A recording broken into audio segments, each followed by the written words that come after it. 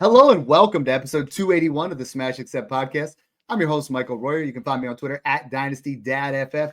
A lot of you guys, now we are heading into week 15. So you guys are either in the playoffs or you're thinking about 2025. Snoog and I just released an episode of 2025 running backs. You guys are going to want to check that out. You're going to want to make sure you guys are educated on that class. And now what we want to talk about is if you're rebuilding. Now is the time. If you have a trade deadline, I'm sorry. You're still going to find this information very important. You shouldn't have a trade deadline. Just abolish them completely. But we're going to talk about how to rebuild when you're in the playoffs, both coming out of a rebuild, moving into 2025, and starting a rebuild. Because if you miss the playoffs, it's time to start right now. You know, and I'm doing it in a lot of teams. Nobody better to talk trades with than my main man Snoog. How you doing, brother?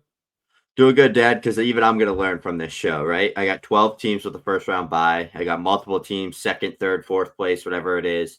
And then I also have two teams that are rebuilds. So I'm excited to kind of learn from hearing us talk about this and some of the processes that I can remember to go to tonight, because there's some leagues I'm in that have like not a trade deadline, but a little bit of guidelines where it's like you can't just trade with everybody.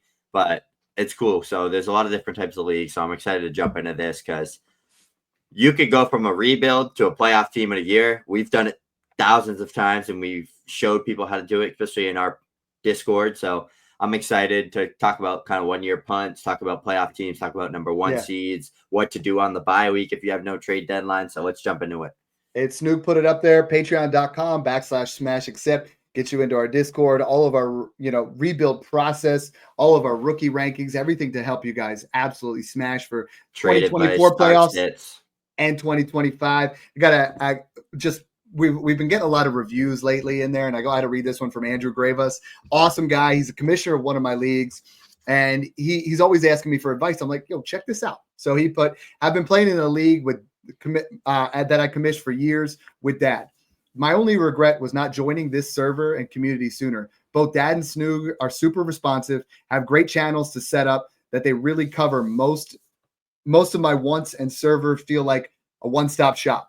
He said it's a good cross-branding to the podcast and YouTube channel, so I don't miss an episode on there. Good community in the server with no drama or BS. A lot of people really have that. Like, there are Discord communities and people are talking trash. We're all about positivity at Smash Accept. He goes, I don't feel like I need to seek out as many podcasts or websites as I used to. I really enjoy going there for everything I need. Future mocks, $5 a month is the best money I've ever spent.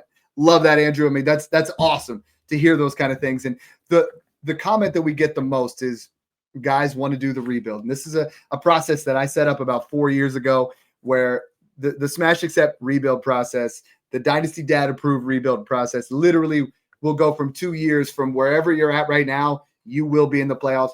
It is at 95% plus. There's only been one guy that has missed that over the entire span that I've helped out. So you will be in the playoffs. It's tried and true. It's a process that Snoog and I talk about it a lot. It's process over results. And if you go by our cyclical dynasty process, where you're doing things, where you're buying vets at the right time, selling vets at the right time, you will be in that spot. And Snoog, right now, it's time to sell the vets. So first I want to cover is my one league that I did not make the playoffs, Smash Accept 8. Those guys are some real ballers in there. I've been trying to hold on, and I finished with a above 500 record, but I just missed the playoffs. And then I'm like, all right, let's blow this thing up. Let's make some trades. You know what I mean? So I start out and I was like, I got to start making some moves. I got to start thinking ahead of the curve. So I got to pull up some of these trades. Like, it literally was wild. I've made 4 trades in the last 24 hours. We always talk about making that splash trade. So that first one you want to make, Snoog, is that trade where it's like, all right, I am no longer, now that I look at it, I just made another trade, but we'll get to that because I'm sending out offers. The first one I said was, all right, guy wanted Kamara. I said, all right, give me a 25 first. He goes, no, that's too much. So I started looking at my roster and I was like, what do I have right now that will do me no good in 2025, at least the early part of the process? So I took Keenan Allen, Jonnu Smith, Alvin Kamara, and a late 27 second for Michael Penix Jr., a mid 25 first, and a 26 second. So now the way I look at this is I got my first for Kamara. I got, I gave up Penix I got Penix for Keenan and Jonnu, and I moved my 27 second into a 26 second. And sometimes that's how you want to just close a deal. So we had it this. I go, tell you what, why don't you take my extra 27 second and make it a 26 second? Real easy, but you get it. We talk about a lot. $1 today is worth more than $1 2 years from now. So this is a quick trade. Michael Penix Jr., I think, is going to start in the next 2 weeks because Kirk Cousins has 8 picks in the last 4 games. Yeah, it's not looking good for that Falcons offense right now outside of Bijan Robinson. But yeah, these are the type of little wins you got to think of. Like, okay, you won't pay a first for Joe Mixon, but what can I do to make you give a first for Mixon without you knowing you're going to do it, right? Like, Right, and that's what this adding is. a DeAndre Hopkins? Is it adding a Taysom Hill, a Jonnu Smith, and getting a 2/3 back where they think Jonnu's worth more than the second? Like, little wins like that is how you do it and how you navigate this space. Give them a give him Drew Lock. Give him one of these starting QBs that'll worth nothing next year. Just give it to him. 1-for-1s are rarely the way to go, especially on a rebuild. You know, the next one, guy offered me the 206 for Ramondre Stevenson. Okay, I prefer Stevenson slightly, but if I'm rebuilding, give me the pick.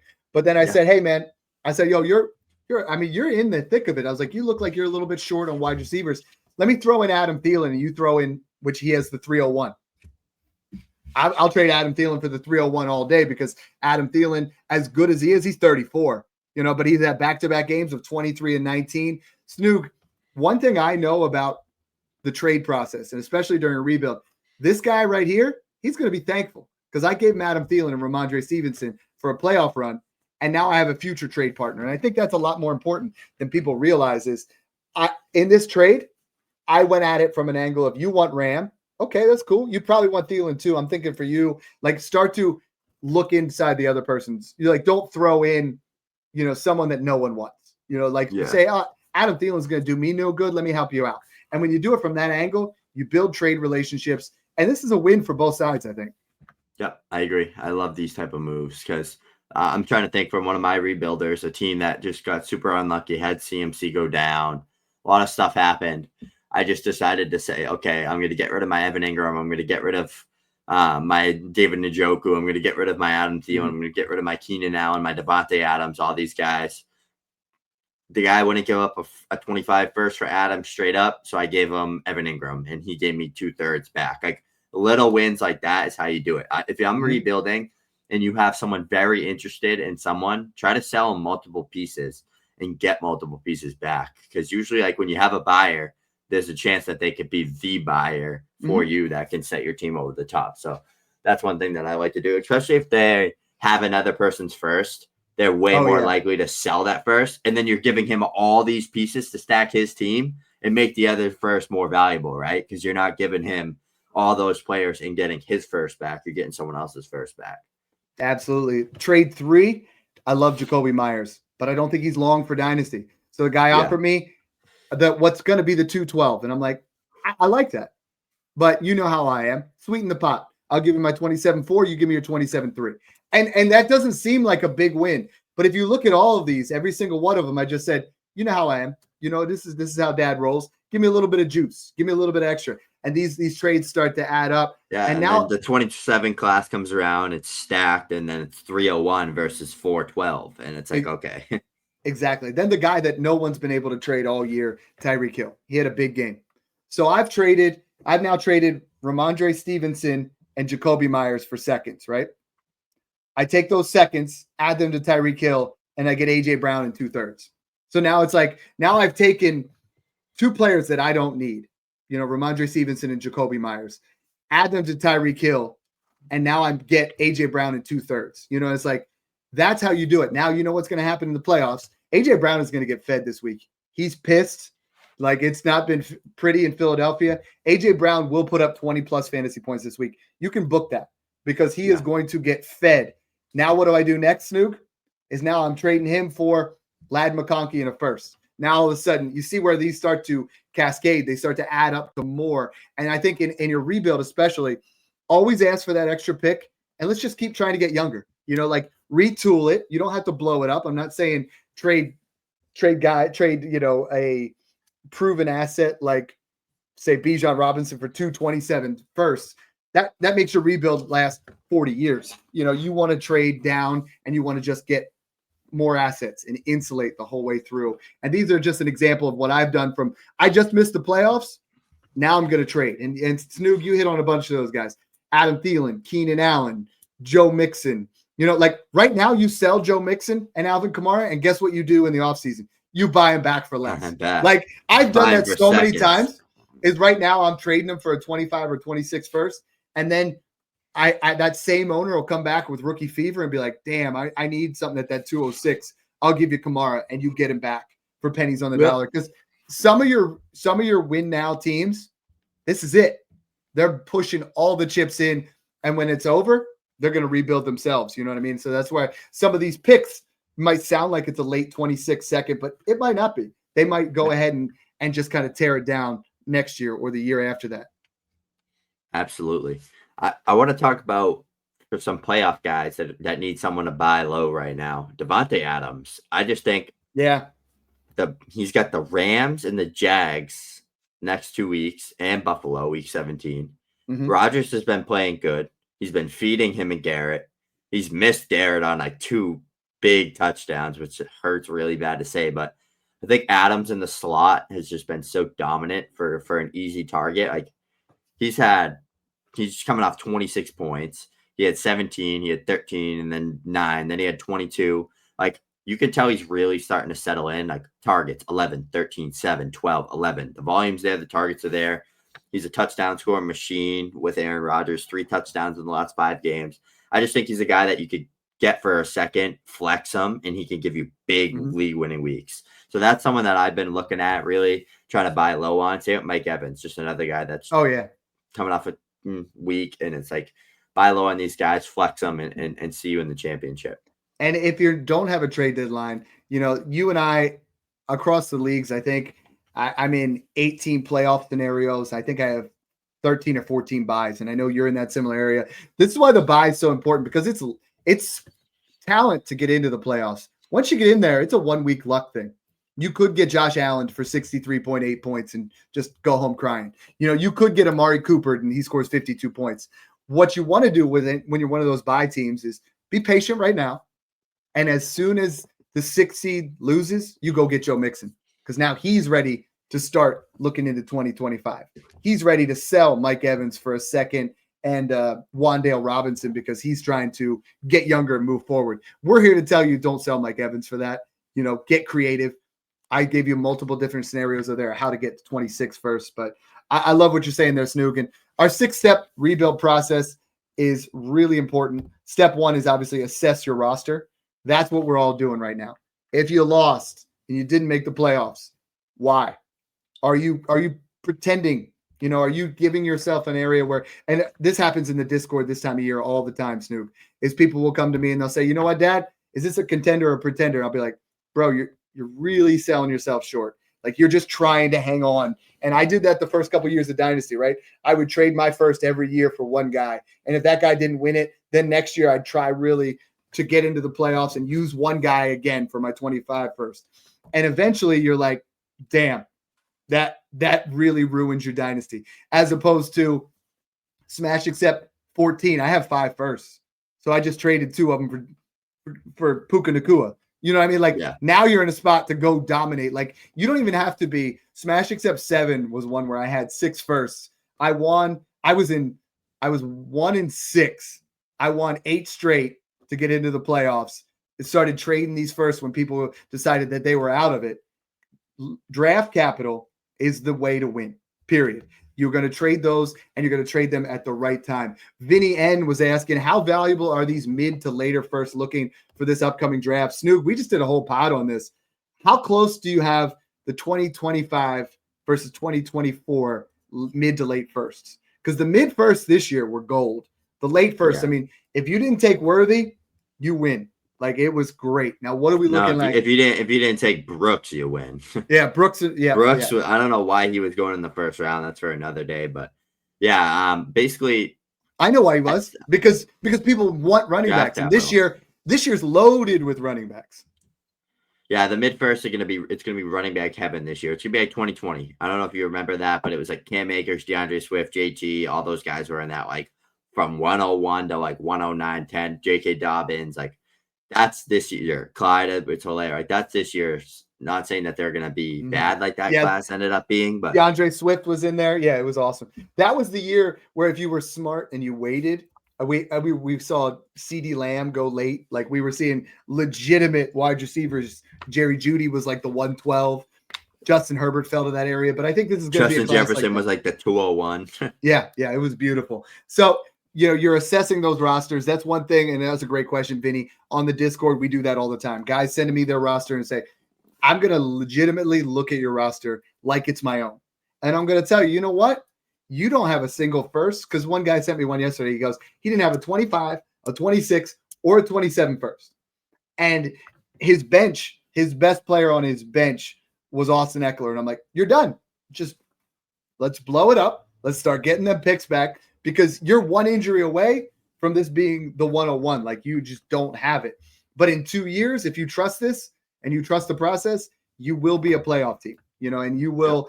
All three of my 2023 rebuilds are bye weeks this year. Yeah. And they're all ready to go. Are my 2022s. My 2023, I have one that is a little bit behind the curve, and I think is going to be a top 5 team next year because it has Neighbors, and it has a Dunze, and has all these guys that we build up there. So you want to assess your roster. We talk about it all the time, Snoog. Draft capital is huge. Your core age is huge, right? If your wide receivers are 28, 29, that's not what we're talking about. You want your core wide receivers to be 22 to 25. And now there's a big difference. Snoog, a lot of people say, well, Dad, I don't have 2 years on this. You can retool. A lot of times retooling is just like what we've been talking about, is taking Tyreek Hill and turning that into A.J. Brown, because you're younger, you're starting to move in that area, but you're still competitive.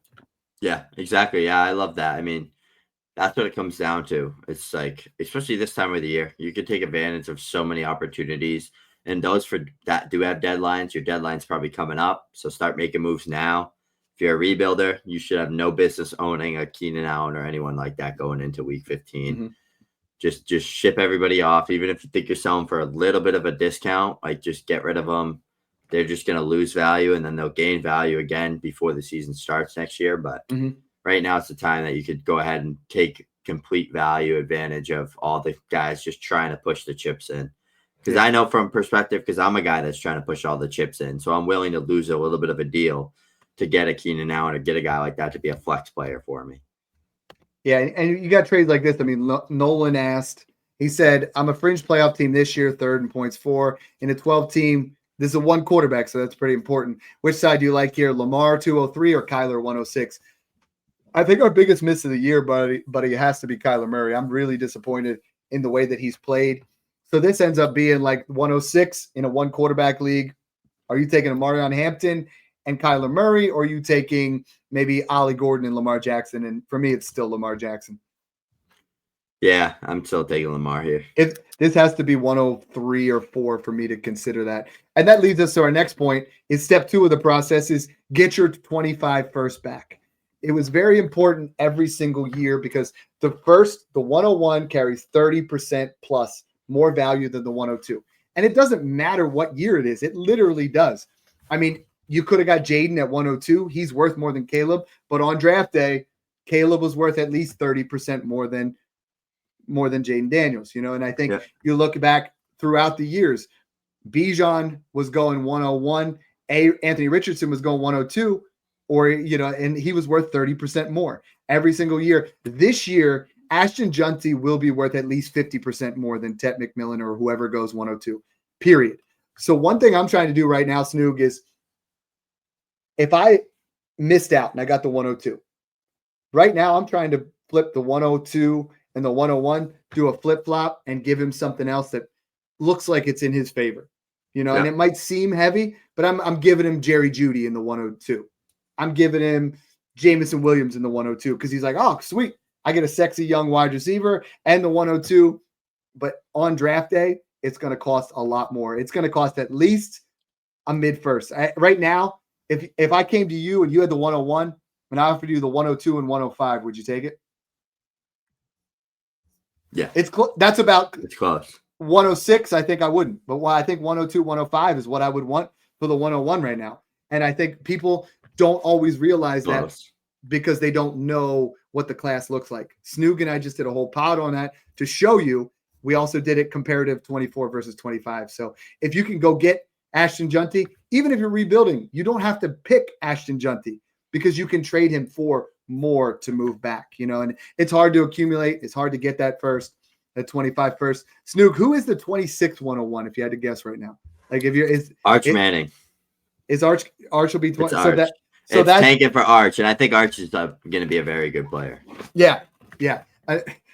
So we had a shed for Shador. We didn't have anything, catchy to say for Junty. Back in the day, it was like, what do we have? Like suck for luck, that's how far back we've been doing this.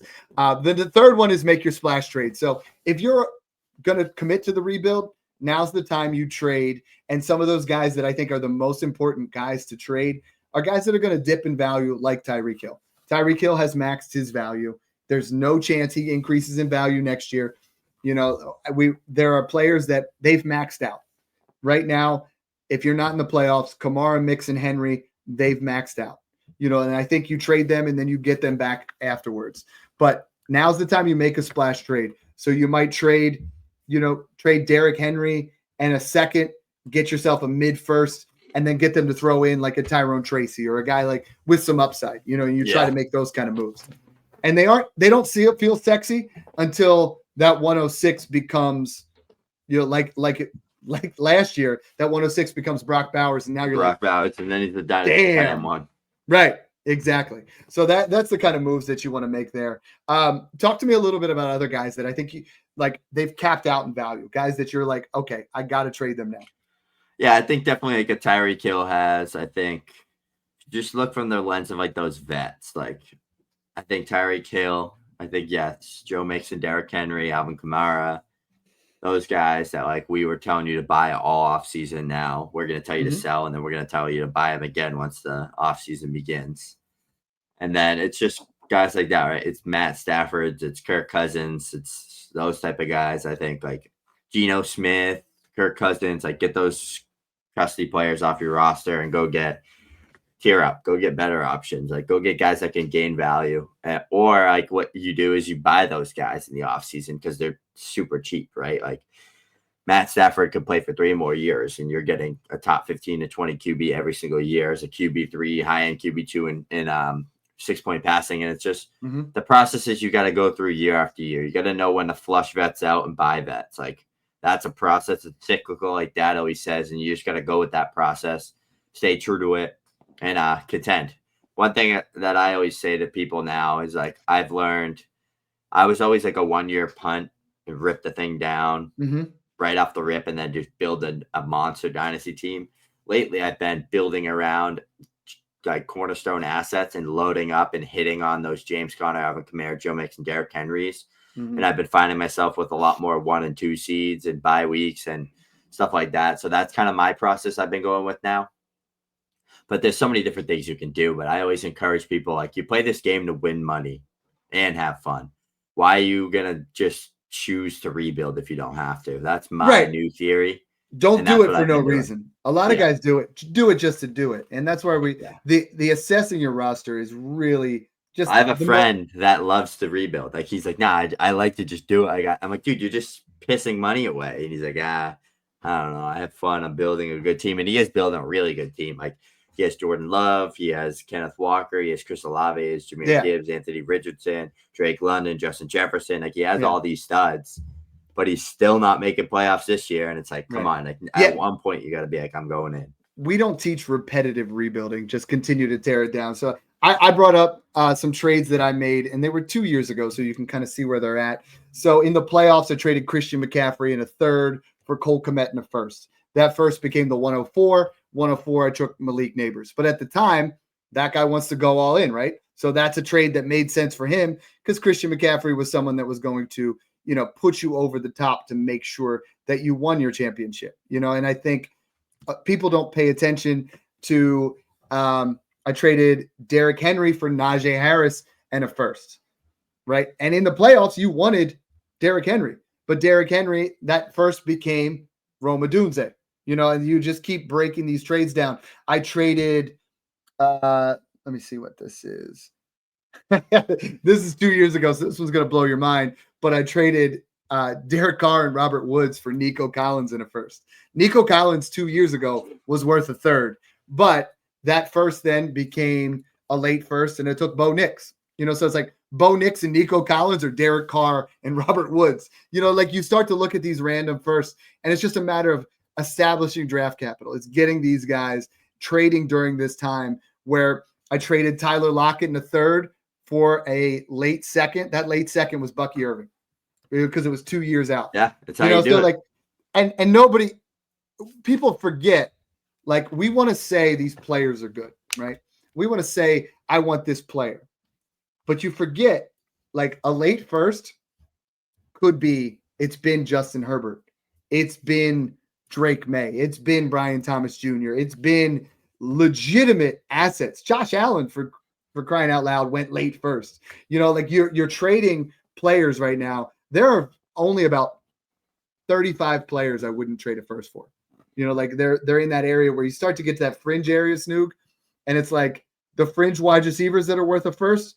I mean, do I want Brandon Ayuk, Xavier Worthy, Cooper Kupp, Jalen Waddle, Mike Evans, or do I want the 110 who could be something much bigger? And a lot of people do that family guy, like, do I want the boat or do I want the mystery box?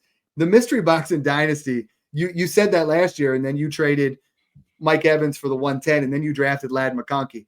Ladd McConkey is worth exponentially more than Mike Evans. And what you can do with that on draft day is right now you could get Mike Evans plus for that 110, and you just treat it like a cyclical event, and you make sure you are buying at the right time, you're selling at the right time, and it makes it so much easier. It just makes your rebuild easier. It makes everything in Dynasty so much easier. Yeah, there's so much you can do, especially this time of the year now. You have so many, if you're rebuilding or if you're contending, obviously, because you're either in playoffs or you're not. So there's so much that you can do now to make your team better for next year. Mm-hmm. That's how you got to think of it, right? Like, even if it's buying 26 firsts and selling all your vets, just to flip the 26 firsts at the beginning of the year next year to buy better players. Like, that's literally another thing I've done is I've loaded up on like 9 firsts in the offseason. I sold every single one of them right before the season started and turned my team into a championship team. Like, there's or if you do it for 25 firsts and sell all the 25 firsts the day the rookie draft starts. Like, I have so many Discord DMs weekly. Like, should I start selling? I had the 101 and 102 and 106. Should I start selling the 101 and trying to get Nico Collins, or should I start selling the 101 and trying to get when's it worth the most? It's like, when's it worth the most? The day the draft starts. So your picks, here's where it's going to go. Okay. You got your pick today.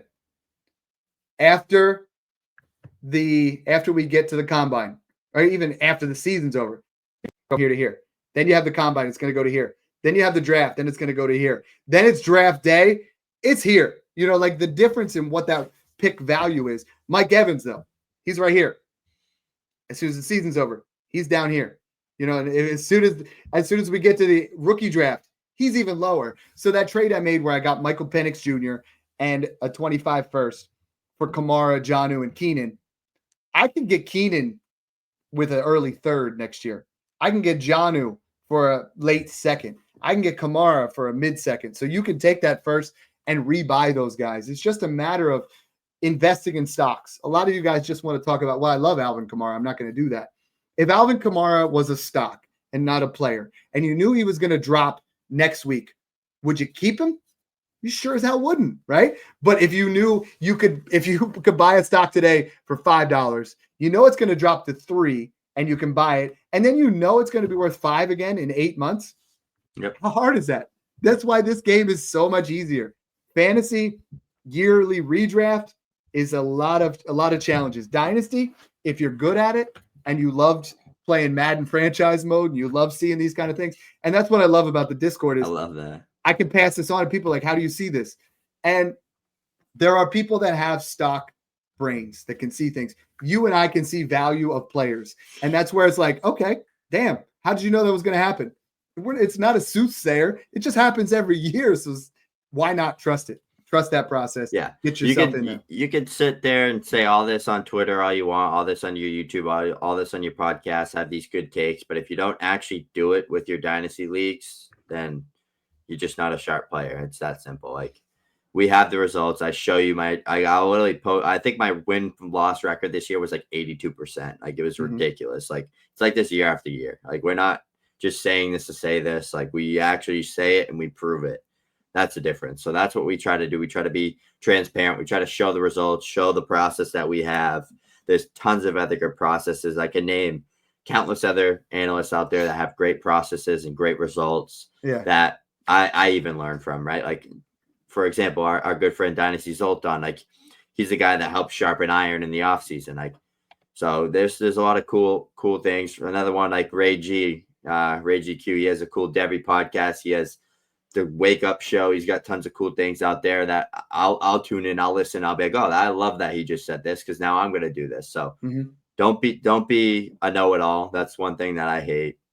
So try to be like always open to learn, because like I said, I was a 1-year punt master, and now I never do them because I like winning, and I like winning right away. So that's one thing that I changed. So there's a lot of cool things out there, a lot of resources, but we love to be transparent and show you the value, the process, and the results. And there's guys like, I got a customer review here from Doc. He said, joined the Discord late last year. I got hooked. A year later, I'm in 20 dynasty leagues. I followed the process. The process, and now the results are clear. That is like music to our ears. That's like, I'm getting a chub just from reading that, because for me, those are the words that I say. It's enjoy the process, and it's process over results. He goes, it's an easy 5 stars for me. And then he posted his 20 teams. Every single one of them is top 6 in fantasy point ranking. It's like, those are the simple things where a lot of people are going to give you content. We're going to teach you how to do it. I have a teaching background and coaching background. That's what I love doing. So that's why this is so passionate for Snoog and I, is like, we want to do that. We talked about step 1, assess your roster. Step 2, get your first back. Step 3, splash trade. Step 4, roster construction. Gave you a lot of ideas there. And step 5 is liquidate and insulate. We liquidated on all those type of trades where I was telling you about. We're trading, Jacoby Myers for a late second. We're flip-flopping some picks, and we're insulating by adding something else. Snoog, I always ask for something extra, whether it's a Marshawn Lloyd, who people don't think is worth anything anymore because he had a forgotten rookie year, or I get a 3rd-round pick, because that 3rd-round pick this time of year next year is the way that I close the deal. That 3rd-round pick in the rookie draft could be Braylon Allen, like it was this year. Could be Isaac Guerrero. Could be, those guys that right now, I bought Guerrero for a 3rd in a rookie pick. I traded Adam Thielen for it, got Isaac Guerrero, flipped it into a 2nd, and that's a win. That's a cyclical win. That's how we do it. Step 6 is literally the one where, Snoog and I grind on this. Snoog is a master at it. I'm more of the teach you how to trade on it. It's draft prep.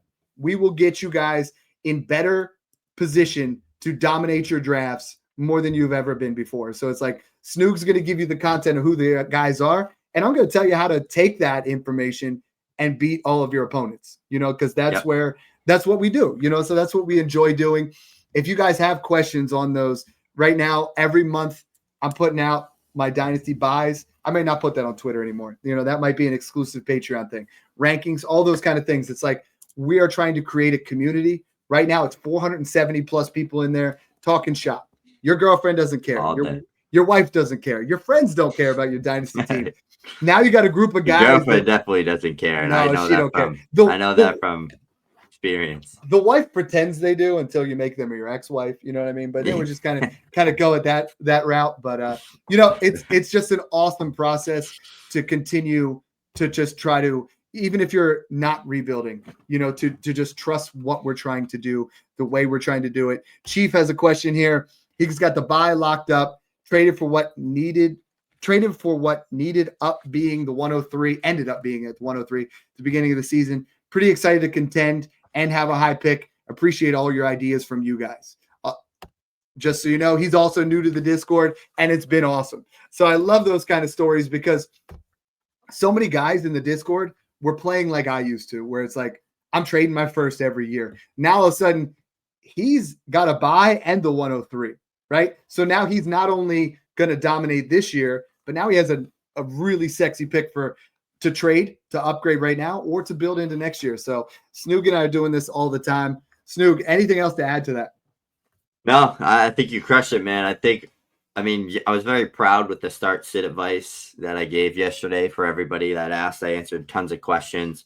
I helped them start Waddle this week because Waddle's been a guy that you don't really want to be confident in. Devontae Adams, because the Jets have been a disaster. And I think, 2-3 shows ago, I said I think the Jets are going to really turn it up. Garrett Wilson, Devontae Adams have been on a hot streak lately, so it's looking good for them and Aaron Rodgers because they have an easy schedule coming up now. So Jacksonville, Rams, Buffalo, like that's good. We love that.